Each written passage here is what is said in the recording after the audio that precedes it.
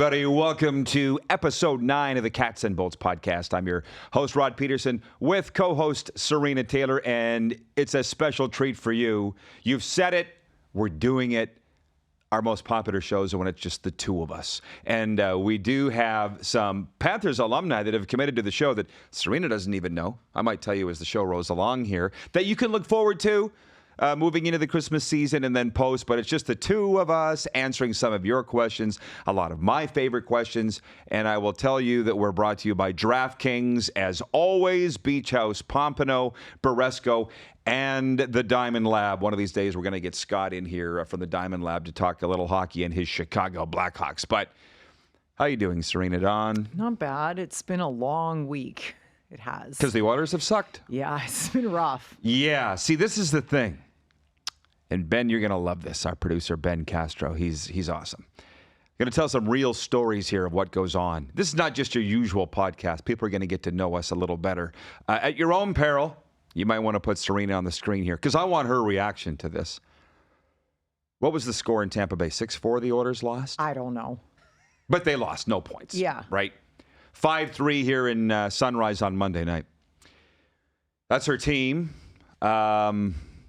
We go to the press box. There's a rule that I think you know that cheering's not allowed in the press box. You know or don't know that? I didn't know that. Stop. Why would there not be cheering allowed in the press box? That's just a standard rule, but it's kind of a rule of thumb that you don't see that on the wall or anything. It's just kind of a thing. You don't cheer in the press box. So we go there. Panthers have been great to both of us, right? And yeah, and the absolutely. Lightning will be, I'm sure, once we go over there. We go to sit down with our guy, Junie. That's Bill Lindsay's dad. And in the arena, there's this chant going up. Let's go, Panthers. Maybe we should walk it back. And Serina, what is that leather jacket? It's like a biker motorcycle jacket? Yeah, so I have an Oilers leather jacket that's, I guess it would be like a female kind of biker thing. It's the original logo with the orange letters and the blue oil drop. And it's just a very vintage-looking classic jacket, if you will. So she's wearing that. And as you see with her fingernails, can you hold them up for a second? Orange to go with the blue. I mean, it goes, right? And as she's walking through the press box, as God is my witness, she is going, let's go Oilers, which is fine. I'm just like, okay, she's going to get us kicked. That's what you did. Could we be a little more dramatic? I was standing behind you and Junie, and I said it for Junie's benefit. It's not like I was walking through the press box, like high-fiving everybody in there. It kind of felt like you were, but maybe not. You guys saying it for Junie's benefit. So okay, see, this is clearly the first time we've had this discussion, so I'm glad that we explained it. I wasn't upset because you be you. Well, nobody going to tell me not to be. No, and she lets me be me, and that's not easy. So it works, but that's my first of what'll be about 7, 8, 9 questions here as the Oilers getting swept in Florida. I honestly felt terrible. With empathy, you were so excited going to the game. You're all dressed up, and then the Oilers sucked. And you're not over it. Here's the thing. I don't think they sucked. I don't think the Oilers suck. And that's the hardest part. That's the hardest part to understand. We go into Tampa. We go up 2 goals. I'm like, this is going to bite. Sure enough, we lose. We come in here. We start banging around, get 2 goals right away. I'm like, first thing out of my mouth to you was this happened in Tampa. This happened in Tampa 2 nights ago. It's not that the Oilers suck, and that's what's the most frustrating thing about it. I literally don't understand what's going on. I can't put my finger. Yes, you can say we don't have a strong goaltender. We have, B-grade defense at best. But like there's just something more. Like there's just a little bit more that's missing. Yeah, I feel like Draisaitl's snake bitten. That poor guy just cannot, no matter, he's trying so hard. And it's just not happening for him. And I feel awful. For them. Yeah, so I do this television show every day called The Rod Peterson Show, and I got people writing in saying, what does Serina think about the Oilers? And she's going to talk about it there. This is the Cats and Bolts podcast, but her and I have decided we're going to talk on this show just like the camera is on our couch at home. And if you like it, you like it. If you don't, you don't. But that's what we're going to do. Because this is just a conversation from at home, right? I mean, pretty much. It's pretty much how we talk. Yeah. I walked out of the rink, and the first thing I was just like flabbergasted. And I said to Rod, I'm like, I don't understand. I don't know what's happening. I can't figure it out. And he knew exactly what I was saying. You didn't even have to ask. What are you No, talking but she about? was kind of not running around the press box, but I felt like you were having an informal poll of people asking what's wrong with the Oilers, because Bill Lindsay specifically said, I don't know. Nobody knows. Nobody knows. I told Warren Reichel, if we don't win tonight, I might have a coronary. And he's like, well, that makes two of us, because he's an Oiler fan? Does he work for the Oilers? He works for the Oilers. Everybody's in that boat right now for the Oilers. Nobody can figure out. They have incredible players, incredible management, all this kind of stuff. It's like, where's the disconnect? Yeah, well, I'm sleeping just fine because I stopped cheering for the Edmonton Oilers on August 9th, 1988. So we will move on to the next point. There's a thing. You get a real kick out of this, and I do now because of you. U.S. Thanksgiving. Right? Every time you say that, I laugh. I can hear him say it on his show, and I'm like, it's called Thanksgiving. To Americans. Where are you? In U.S. Thanksgiving. Listen, I get what you're saying. But you also know in Canada, it's a thing. In Canada, the broadcasters always refer to U.S. Thanksgiving just because ours in Canada is in October. And it's just the way of separating, because obviously Canadians are not celebrating Thanksgiving this week. But because of the sports schedules and everything that's going on, that's what we it's get two referred to. Thanksgivings. October 9th weekend and this weekend. Absolutely. As a Canadian sports fan, which, by the way, the Standard over here in Royal Palm Plaza next to Podcast Junkies, they're having a Thanksgiving supper. I'm not sure if you noticed or not. I'm going to check that out on our way out of here. Supper or dinner? Let's find out. I'm sorry. It's the small town Saskatchewan thing. Yeah. Supper, dinner. When I say it, you know what I mean. But the point is, it's not just a turkey and Thanksgiving and gravy and stuffing and sweet potato pie holiday. It's a stat in the National Hockey League that I just became familiar with the past couple of years. That might have been when, I believe it's Elliot Friedman came out with a statistic that if you are in a playoff spot at U.S. Thanksgiving, Canadian term, Canadian broadcaster, 80% of those teams will make the playoffs. Now, the Panthers broke that last year. They weren't in a playoff spot at this time, and they went on to make the playoffs. But just for fun, spits and giggles here, Florida is second in the Atlantic Division. The Lightning are fourth in the Atlantic Division because this is the Cats and Bolts show. Both teams are in a playoff spot, but that doesn't really surprise me. Does it surprise you? No, I think if you really look at it and say Tampa's in fourth, that means nothing. Who cares what they're at in the division? Because they're still in a playoff spot. Like, why do we even have divisions?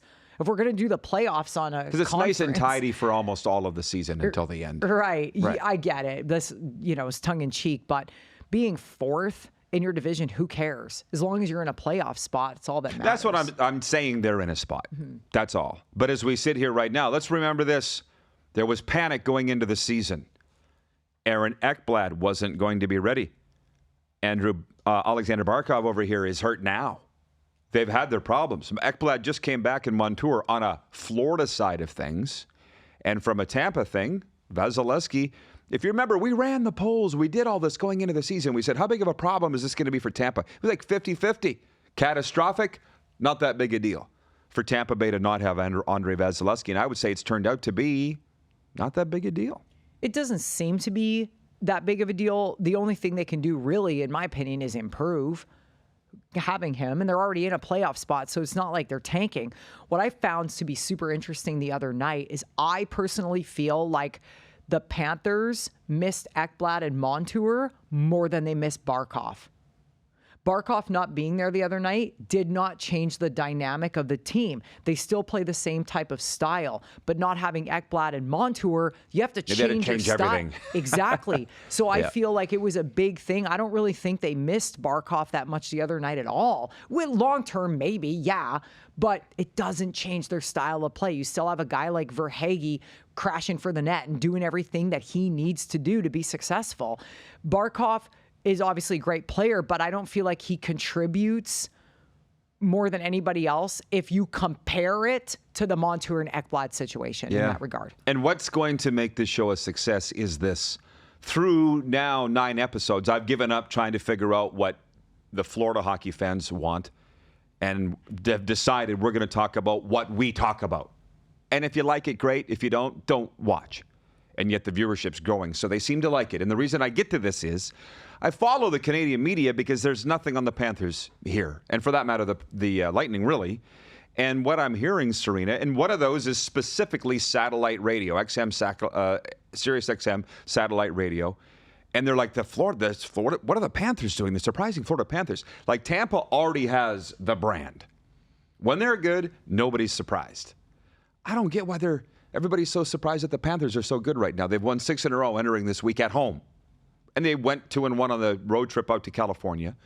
Why are people surprised? This team was in the Stanley Cup final last year. Well, I think it's just because they started this year without Ekblad and Montour. And, last year, nobody likes to lose in the Stanley Cup final. And they had to hand it to them, let's be honest.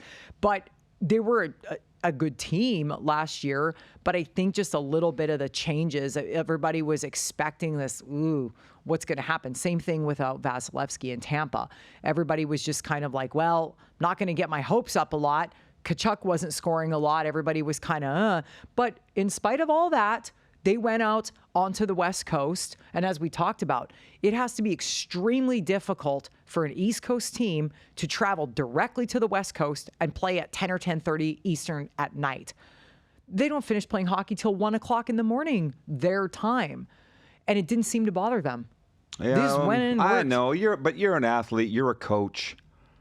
I don't think they think about that. I know that your body is on a set schedule, but it's only for a couple of days. Doesn't matter. Don't you think when you're in the heat of it? I think it affects them more than people realize. Because you have to think about it. If somebody's asking you, these guys probably go home from the rink at like 11 o'clock at night. They probably go to bed at midnight, whatever. Playing a physical sport until 1 o'clock in the morning, they probably don't get to bed till 3 in the morning. That is what I'm talking about. It's got to be a lot in the body. Well, Serina, there's rec hockey teams in Canada that play at midnight. I'm being facetious. I know. That's not pro hockey. Not on a 3-hour time difference, I'm joking. though. You know that. I hope you know that. Patrick Kane. The insiders are saying that when he is healthy here for the second half of the NHL season, Patrick Kane, the 3-time Stanley Cup champion, the 1,237 career point guy, Patrick Kane's leading team to sign him is the Florida Panthers. How do you feel about that? Should the Panthers sign him? It wouldn't surprise me if they did. They take everybody that plays like that.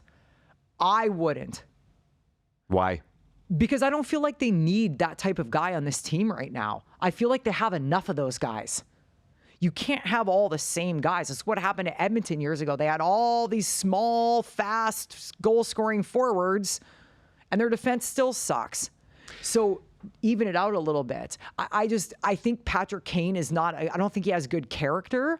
And I think that this dressing room is full of guys that have good character right now. I wouldn't want to upset that apple cart. The only show that you'll hear that the Panthers should not sign Patrick Kane is this one, because I agree. We are talk about culture almost every show, and you've just dabbled on that. The Panthers have great culture. Why would they screw with that? Unless they can get him cheap, which is my next point. What would you pay him? I would pay him no more than $1 million prorated for this year. But then, so then you're looking at a guy that you sign another guy for just a year. It's like, are the Panthers going to win the Stanley Cup this year? Probably not. So why would you not look at guys you want long-term? Like, put your focus into guys long-term. If you're selling the farm because you're like, oh no, we're going back to the Stanley Cup. We're going to win the Stanley Cup this year. That's different. You have a team like Boston, you're going to try to make some moves because you know you have the ability. And I'm not saying the Panthers aren't. They got there last year when nobody expected them to. But from an admin standpoint, why would you sign a guy that's only going to play for you for 6 months? Well, let's remember something, too. There was, I think, only one team at the trade deadline last year that did not make one move. Any guesses who they were? The Florida Panthers didn't make any moves, which was a signal to the dressing room from the general manager, Bill Zito, that I believe in this group. Didn't make any moves. So why would they sign Kane now? That's the thing. I read all the scuttlebutt and buzz. She reads largely none of it, correct? You don't really get into it like I do. No, not really. And 99% of it ends up not being true anyways. I get, like all the time. I don't know why I keep reading it. And that's why I don't read it. Because anytime there's trade rumors, when have you ever in the history of your life in the National Hockey League seen trade rumors come true? Never. They're like, this guy's going here, this guy's going here. And then all of a sudden he goes to Carolina. You're like, what? Well, nobody saw the Tkachuk-Huberdeau trade coming. Like, no insider broke that. That's my this point. Massive trade. So I don't know. It's just the reason I perked up on the Kane Florida thing is because it's Patrick Kane, and B, it's the Florida Panthers. It is my team, which I got to speed this up because we do have viewer questions now that I think about it that pertain to that. But I overall, I would say don't sign him unless you can get a deal. I mean, years ago when I worked in hockey full-time, there was a scout by the name of Larry Horning, Brad's dad, was scouting for the St. Louis Blues, and he stopped me. We didn't make any trades at the trade deadline, but every other team did. And Larry said to me, he goes, I like what you guys are doing. I like what you're doing with your team. And I was like 21. I was like, what are we doing? He goes, you didn't make any moves. You're sticking with what you got. Mm-hmm. And I'm a big believer in that.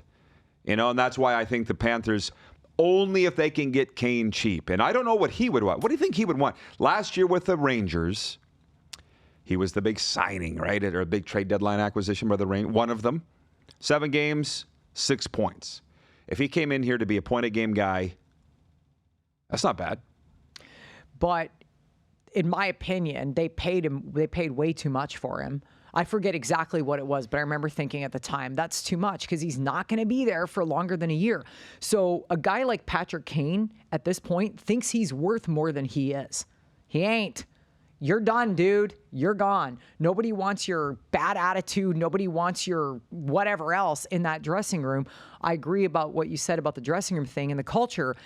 But then if you look at it like, well, if they get him for cheap, well, then who the hell's going to want to? He's not going to come play here for cheap at his top level. It's too ego driven. Who knows? They all are. That's what I'm saying. The concept sports. is. Yeah, the concept is. But once you get a taste of winning, you want more. It's not like he's going to go, I've won 3 Stanley Cups. I'm good. He wants a 4th somewhere else. And I know one of your, as we get to know each other here, favorite stories or pet peeves almost is Ray Bourque, which incidentally I looked up before the show. When he went to Colorado from Boston chasing that Stanley Cup at the end, it wasn't the first season in Colorado. It was his 2nd season in Colorado. Mm-hmm. Well, not everybody would know that. They would think that he traded there and won. But he still went there. He's still, in my opinion, the term I like to use, he abandoned his team. I don't believe in guys that do that. I don't like it. They want to trade because they want to go somewhere and win a Stanley Cup. Well, guess what? I want $1 million friggin' dollars, but I'm not making that on this show. So I'm just going to go down with the ship. Well, there is no loyalty anymore. I have no problems with what Ray Bourque did. I think he's a great guy. And he doesn't care what anybody thinks. He's got his Stanley Cup. Sure. I was actually just thinking about Joe Sakic, and obviously he was victorious in his career, but that guy played with the same team from day one right to the end. Steve Yzerman, same thing. He won Stanley Cup. I just don't think those are the type of guys that are going to go, can you trade me so that I can win because I feel like I deserve it? No, this is not an individual sport. Go get into Olympic diving if that's what you want. I almost threw out an F-bomb there. But like, if you want to be an individual player, go do an individual sport. Go play tennis or something. But if this is your team, this is your team. Well, that's your opinion. I mean, if Alexander Barkov here at the end of his twilight of his career hasn't won a Stanley Cup yet and he goes, I want to get traded to a contender and win a cup, I wouldn't hold it against him. But you don't like that. I don't like it. Fair. Now, I mentioned, hey, Alec, viewer questions. I asked for I was like, who the fuck for viewer questions. That's how it's all good. It's her. Hello, welcome to the Serina Show. Put a little E by the thing. Should we start that? He does. Yeah. Yeah. Thank God for Ben. Hi, Alec. I asked for viewer questions. And I said, any questions for episode 9? And he said, who are your favorite players that aren't Panthers and Lightning? Because I said my favorite Florida Panther is Josh Mahura for my own personal reasons. We both agreed that Steven Stamkos is our favorite Lightning. Tanner Jeannot also for me, and yours, Carter Verhaeghe, for the Panthers. And that goes back years. That's not new. That's not new. Oh. Alec, he had a couple questions, but one was that. Who is our favorite players on other teams? So, historically, can I just say Mike Modano, who we just learned this week they're pouring a statue of him in front of American Airlines Arena in Dallas, which he deserves. Mike Modano is my favorite all-time hockey player, period. End of story. So that's it. That's historic. Yours, we know, but can you say it again for those that don't know? Wayne, obviously. Gretzky. But just for those that don't know, I'm being facetious. you don't know the answer. Get out. And then current players, I got to think about who I get excited for. Wait a minute. Connor Bedard. Duh. Had to come out, Ben. He's like, I think that was that one episode you guys talked about Bedard. I'm like, that's every episode we talk about Connor Bedard. It's become a thing now. Like, I'm actually okay with it, shockingly, because it kind of gets tied in. Listen, it's to answer your question, Alec, and thank you. It's ALEC. Appreciate you, bro. When the Blackhawks are playing and I see it on ESPN Plus or whatever channel they're on, I get excited to watch another team to see how Connor Bedard does with Chicago. That's about the only other player on any other team. What about defensemen? Who would your top defenseman be? Yeah, you're going to have to give me a minute to think about it. Okay. Yeah, I can't off the top of my head. Well, obviously, my favorite player in the league right now is Connor McDavid. I mean, when we were watching the warm-up the other night, we were right down by the glass, and I can't believe how good he is. I turned around and I said to you, I've never seen anything like it in my entire life. He's just that much faster. He's that much smarter. He's that more disciplined. He's that more dialed in. I've never seen another player like that in my entire life. Well, and defensemen are boring. So off the top of my head, if I had to pick one, I would say Alex Pietrangelo of the Golden Knights. But I really had to reach for that. Drew Doughty is mine. Okay, well, mine, she lived in LA for, 12, 15 years, something? You know, you watched him a lot. 10 years. When I watched Drew Doughty live, the first time I watched Drew Doughty live, he was like a rookie or whatever. I picked up the phone and called my dad. I'm like, you cannot believe how good he is live. Because there's a difference when you see players live versus when you watch them. Drew Doughty was something else right away. Well, and mine, honestly, is goalies. And Marc-Andre Fleury, you know that I love him. You don't, which is fine. We don't agree on much related to hockey at all. It's amazing that we're together. But I watch every goalie on every team, and that's just my thing. And I don't consciously go to the rink and think about it. I find myself zoning in as the game goes along because I was a goalie. And I would say that you are always a goalie when you are one. So I like all the goalies. But the one thing I was upset about this, McDavid's penalty shot the other night, I have it on video. You probably saw it on our Instagram story. He comes in and loops does a turn inside the blue line. Like, I feel so bad for Bob or any goalie. Any player should be able to score if you slow it right down to that. Like, how's that allowed? How do you feel about that? I do agree with that. We've had this conversation before.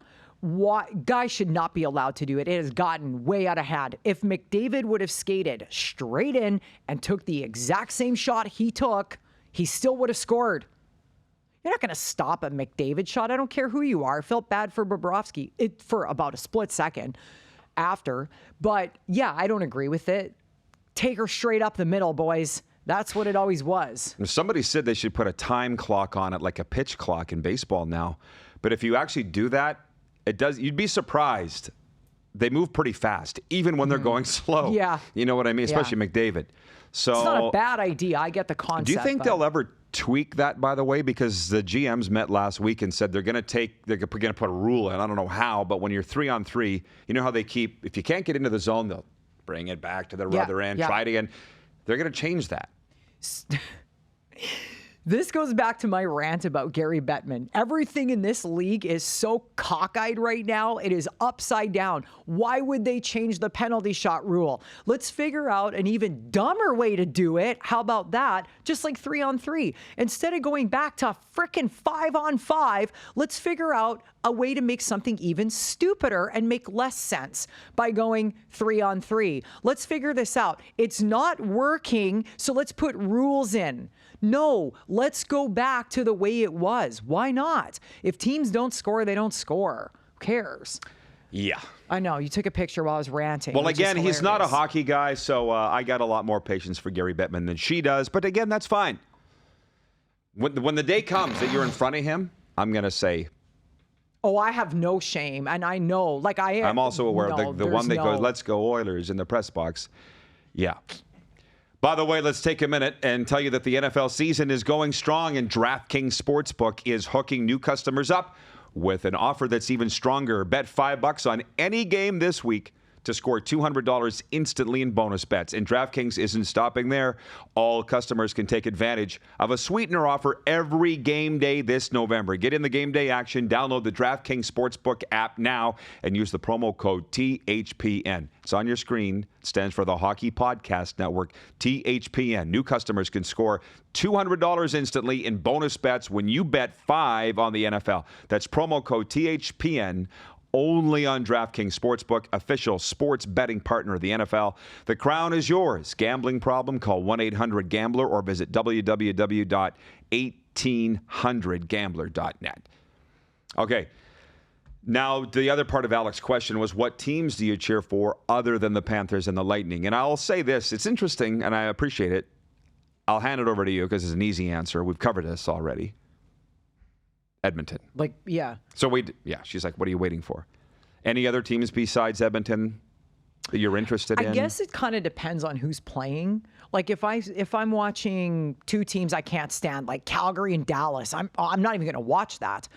But if it's like Colorado is playing Dallas, I'm 100% going to pull for Colorado. I always kind of like Colorado. You know, I like the Leafs. I know you can't stand them, but just growing up, Hockey Night in Canada, there was always a Leafs game. And so it was always usually like Toronto and Montreal. Well, everybody hates Montreal.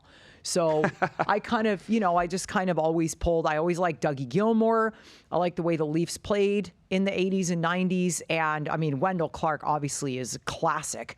So that's why I always kind of pulled for Toronto, because I always really liked Wendell Clark. Well, I think these people that watch and that are the new people that are new to us or whatever are understanding our thing. Like in Canada, there really is one sport. For kids like us growing up, there was one. We loved the Blue Jays, right, or the Expos, or we had our secondary sports, but hockey was number one. But my dad wouldn't allow me to cheer for Montreal. I wanted to. And he's like, you're forbidden, son. Pick another one. Oh, I would have been the same in my house. Yeah, There's so no way in then hell. it became the Edmonton Oilers until August 9th, 1988. And then the Leafs. I don't hate the Leafs, but it's like the people here in the States that hate the Dallas Cowboys or hate the Yankees. That's what they are in Canada. It's all you hear about. Mm-hmm. The only difference is they never win. That's the odd thing. It's all you hear about, but they never win. At least the Yankees and Cowboys have some championships. But anyways, yours is the Oilers, and did you say, because it's the Leafs, right? Well, you said anybody that in a good game that's... It depends, yeah. Like there is only one team, obviously, in my books, but like, I'll pull for the Leafs. I'll watch the Leafs. Yeah. I actually shockingly like watching Winnipeg. I don't like Winnipeg, but I love watching Winnipeg. That's interesting. The Jets are here Friday night, and I wanted to point this out, too. It's just the difference of living here. The Winnipeg Jets, if you go by power rankings of TSN this week, Canada's ESPN, the Winnipeg Jets are the number one team in Canada. So you could get excited and say the number one team in Canada is coming to Sunrise in Tampa this week, but nobody would really think about that here. It would be a big deal in Canada, not here. Yeah, I mean, that's not shocking. I mean, that's the difference. It's just the stuff we focus on. You know, when we watch yesterday, Rod pulls up on his phone. He's like, you want a taste of home? And we were watching Insider Trading. That TSN has so many 30-minute hockey shows every day. It'll be like 3-4 guys talking about this and this and that. And we're just like, I remember growing up, we used to be glued to that. We knew what time every show started on TSN. I think it was like 5:30 Sports Center actually started, but at 5 o'clock was like... That's hockey. That's hockey, yes, exactly. And we were just glued to it every single night. But it's just different. Well, and up there they still are. But I also say Canadians are really missing out that they don't have the NHL network. I don't like the tweaks that they made this year, but that's a network executive thing. You just start to fall in love with guys. And I had good personal friends on there, and Stu Grimson and Bill Lindsay, but then you back them off and bring in new guys. Nothing against Brian Boyle but why can't you stick with the guys? Mm-hmm. They change them every year. I don't know why they do that, but the network is still great, and I think it's too bad Canada doesn't have it. I think if you look at it too, TSN is the NHL network. Yeah. You don't need the NHL network in Canada. Nobody would subscribe to it. Yeah. There's hockey on every channel for free every night. Yeah, and just like the Dallas Cowboys are on in prime time all the time in America, the Leafs are on Saturday night, every Saturday night. I get sick of it. I just got sick of it as a kid. That's all. and most of my friends are Leaf fans. If they're not Oiler fans, they're Leaf fans. On that insider trading thing the other day, they talked about the next global series in the National Hockey League could be Mexico City. Hola, senor. I literally What do you thought that think? was a joke. I said to Rod, I'm like, are they serious? And they're like, well, Austin Matthews' mom is from Mexico. And I'm like, wait a second. So you're going to ask Austin Matthews where we should play the next global series. And because his mom is Mexican, there we go. That's exactly what we should do. In a third world, crime-ridden country that's never had ice surface, we're going there to play. Well, I play in Chicago. It's crime-riddled in third world. What's the difference? But they play hockey there. Okay. When we're in Mexico City for the game, you might change your tune. They're an Original Six team in Chicago. Mexico City, last time I checked, not an Original Six team. So you're not a fan of the NHL going to Mexico City? What am I of a fan of the NHL at all? Anything that they do is stupid to me, except they took 4 teams over to Sweden, and at least they played somewhere where people like hockey. As you said, a hockey country, yes. It is a hockey country. Way more than the U.S., to be fair, and that's not to knock the U.S. in there. But Sweden, that's really all they do. They love hockey over there. Sweden, Finland. One of my coworkers is in Sweden right now. We're like, how is it? She's like, it's dark. It's like it's dark by 3 o'clock here. I'm like, yeah. Sounds great. Yeah. Sounds wonderful. We're all over the place, and I don't know why people like that so much. I try to keep a structure. Just to finish the point on teams that we cheer for other than the Panthers and Lightning, we kind of covered hers. For me, it was Vegas, and I was a staunch Vegas fan. And when they came into the league, went to Vegas for games, wore their gear. But because I live here now, the Panthers are my team. I've got friends on the Lightning, obviously. But when Vegas played Florida last year, I was cheering for Florida. It was just in me. If there's one person out there that has cheered for more NHL teams than this man, I'll buy you a Coke. But as I say, I'm sitting there going, what have these teams done for me? The Oilers, you didn't almost talk for 2 days. You were upset for 2 days. I couldn't sleep last night. Right. I was thinking about the Oilers in the middle of the No night. team is going to do that to me. Period. Florida Panthers lose 10-1. I'm going to sleep like a baby. I'm just not that attached. So I have my reasons for why I'm living here. And because the Panthers have treated us so great, that's why they're my team now. I don't care. What affection or affinity what have they done for me? That's what I look at it. They've given you really nothing but heartache since 1991 on. I don't want that. There's plenty of Canucks fans out there, and they've never won the Stanley Cup. Yeah, again. I get it, but I get it. I'm loyal. You're not. That's the difference. That's fine. And I'm more than okay with that. So back to this Mexico City thing. I do want to talk about the World Juniors in Florida. Like, I would love it, love it, love it. And you got to understand, if anybody that doesn't, it's Serena's favorite thing. It's the greatest tournament ever. It's my absolute favorite time of year. Junior teams from all over the world. 10 teams, yeah. And we've been to them in various cities. They talked about bringing them to Arizona. Like, I was a Coyotes fan for 4 years because my friend owned the team. But then he sold it, and I didn't cheer for them anymore. And wish y'all could see my face all the time. well, on it's just this show. What? It's who's treating me well today is who. You can't buy my loyalty, but you can rent it. And those teams. I'm gonna start. Yeah, your rent's going up now. Yeah, rent control. Is it even worthwhile to talk about the World Juniors coming to Florida? Because they don't have the facilities, I don't think. They could do Tampa and That's here. what it would be? Well, we've done Regina and Saskatoon. Those are technically a 2.5-hour drive. Okay, because I was thinking the but big rink and the 5,000-seat rink, which they don't have. But you're saying two big rinks. They've done it Regina and Saskatoon. They've done, obviously, Red Deer and Calgary or whatever the case.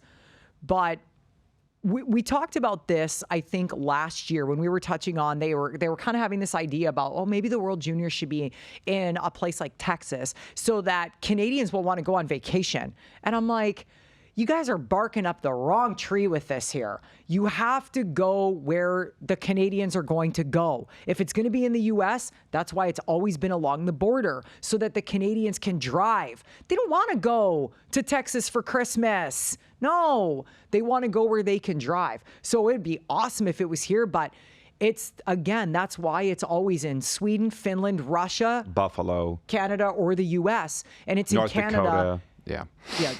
Northern states, sorry. But it's in Canada every other year for a reason, because that's what draws the crowd. So somebody got some bright idea in USA Hockey that was talking about them going to Dallas or Texas or whatever. I'm like, that is the stupidest thing I've ever heard. And every Canadian would agree with that, because to be honest, when it comes to the World Juniors, I think I pretty much have the same mentality as most Canadians. Like, that doesn't make any sense. Why would we do that? Most Canadians plan their holidays around, or their holidays are planned around the World Juniors, right? Because we all know when Christmas and New Year's is going to be, but it's spent watching television in these games.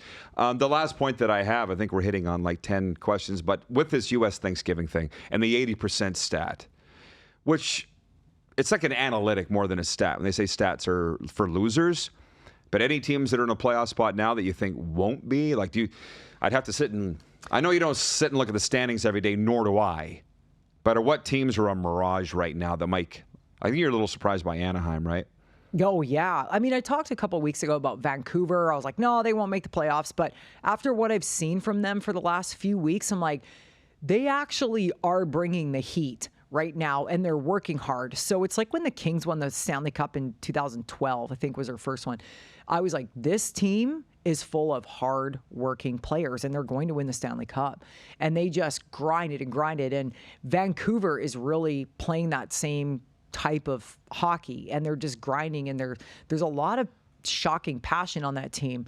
But I'm not really sure. I don't really know who would be, like, Anaheim shocks the hell out of me. They're actually not even in a playoff spot right now. But their stats, their standings are they're 9-9. Their record, yeah. I'm like, how is even that that's possible? better than what we thought they would be. Yeah, absolutely. I guess the teams, as we sit here today, and that's why I don't like to look at standings, to be honest. Once I got out of sports full-time working for teams and got into the general population with you people and realized, what are you looking at the standings for now? I can tell you the teams aren't even looking until the end of January. Because it doesn't matter. That's why horses wear blinders. They're trying to fine-tune their own game. Well, the horses that wear blinders have a driver, just like the teams have a general manager. It's their job. Is, sure. Right. But I was never even looking at the standings. What's the point? You know, that's what gets coaches fired, is this kind of talk. Yeah. Hello, Edmonton.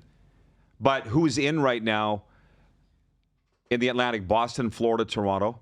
Wow, that's a surprise. Boston's a surprise to everybody, I think. Maybe not to you. Always pretty strong. They lost some key players in the offseason. Metropolitan, Rangers, Flyers, Capitals. Flyers is a surprise. Yes. They've won 5 in a row. Mm-hmm. So maybe this U.S. Thanksgiving will be a pumpkin at midnight for the Flyers. Tampa Bay and Carolina are the wild card teams. And in the West, 0 surprises for any predictions I made going into the year. Dallas, Colorado, Winnipeg. Those are the 3 playoff teams in the Central. Pacific, Vegas, Vancouver, L.A. We're surprised at Vancouver. And L.A., to be honest. Yeah, they made playoffs last year. Yeah, yes, and the year before. Both times lost to Edmonton. Yeah. And the wild card teams are St. Louis and Seattle. So Seattle. There you go. They won't make it. I don't know if they will or they won't, but I feel like that's probably one of the surprises. Yeah, I had them picked to miss the playoffs. But Flames or Oilers, as we wind this up, it is the Cats and Bolts podcast. You said, we only got a minute, doing a special Battle of Alberta special, and maybe a few others throughout the offseason, or through the season, sorry. We don't have a date for it yet, but it would be fun. Flames and Oilers, or it'd be very depressing. Unless something changes. Listen, it doesn't matter if both of those teams were 0-20 right now. There is such a history involved that there would always be something juicy to talk about. Yeah, and you also talked about what will be successful for this show is when we incorporate the audience. Like Alex's questions today were fun. They were great. I love that. Right. So I'd like to know what kinds of show themes the audience would like. You said Battle of Alberta, and I think the to use your term, it would be gnarly. There's no doubt. You said also an Original Six special. How do you envision that? I feel like if we did an Original Six special, just a lot of people that are listening to this might not even know what we are talking about. And I feel like the people that are Panthers fans, they don't know what happened 100 years ago in Toronto or Montreal or with the Rangers or any of that kind of stuff. But there's so many cool stories going back, like how many people from Saskatchewan went on and played with the Rangers, and like it's such a rich history on some of those teams that I feel like if we talked about their all-time records or how many Stanley Cups they've won and touched on those kinds of things and their teams now and just over the years, just the different flows and the general managers that they've had. There's just, the list goes on. Like I love hockey history. It's so great. Yeah, the Original Six. Did you say them? Nope. Montreal, say it with me. Montreal, Toronto, Chicago, Detroit, Boston, and the New Rangers. York Rangers. Ding, ding, ding, ding, ding. Yeah. Thank you, Ben. And you just have to say the Rangers. Nobody calls them the New York Rangers. I've never called them the New York. I've never said New York in my life. So, but while people do like the Just Me and Her podcast, we do have some guests coming up. Dale Talon, which I think is important that hockey fans here know who this guy is. He goes to every Panthers game. He was the architect of the Chicago Blackhawks that Kane won 3 Stanley Cups with. For whatever reason, there he got fired. And then he came here to Florida, and he was the architect, of what the successful team they were having here. And he lives here, and he works for Vancouver. He lives in Boca, and he's like, yeah, I can come on next week. I can't on this week because my kids are coming for Thanksgiving, blah, blah, blah, blah, blah, which is fine. And then Peter Worrell. If we can get him in the room, 6'7", Peter Worrell. The slide, the chair, wide pan out. The guy who scored 3 goals in the first period of the alumni game last year at this All-Star. What am I watching? He never scored 3 goals his whole career. But again, didn't Luongo play out? Yeah, it wasn't Luongo in goal. Good point. It was 2 guys they literally yanked off the street. So Dale Talon, Peter Worrell, and more we'll just keep under wraps. So we have a lot of exciting things planned for the winter. Thank you, Benny Boy. Flying the ship alone here. We'll see you next week. Happy Thanksgiving, everybody, from all of us here at the Cats and Bolts podcast. Gobble, gobble.